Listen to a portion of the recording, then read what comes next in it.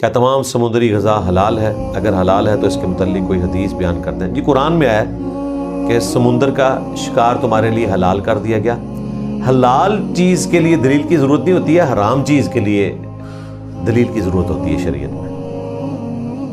حرام چیزیں بتا دی گئیں چار مقامات پہ، سورۃ البقرہ میں، سورۃ المائدہ میں، سورۃ النحل میں اور سورۃ الانعام میں، کہ تمہارے لیے حرام کیا گیا مردار، بہتا ہوا لہو یعنی لہو پینا، خنزیر کا گوشت اور ایسا ذبیحہ جس پہ غیر اللہ کا نام لیا جائے۔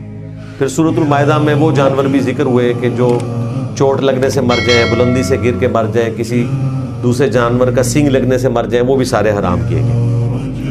حلال چیزیں باقی ساری اپنی جگہ موجود ہیں، حرام چیزوں کا بتایا جاتا ہے۔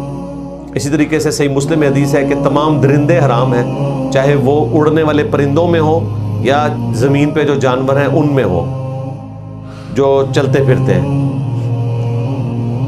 جس طرح کہ ریچھ ہے، کتا ہے، شیر ہے، یہ درندہ ہے۔ اس طرح عقاب ہے، چیل، یہ بھی درندے ہیں لیکن یہ اڑنے والے درندے ہیں۔ اور چرنے والے جو ہیں چرندے، ان میں ٹاپ آف لسٹ جو ہے وہ سور ہے، اس کا ذکر کر دیا۔ وہ اومنیورس ہے، وہ سبزی بھی کھاتا ہے، گوشت بھی کھاتا ہے، اس لیے اس کو واضح بیان کر دیا۔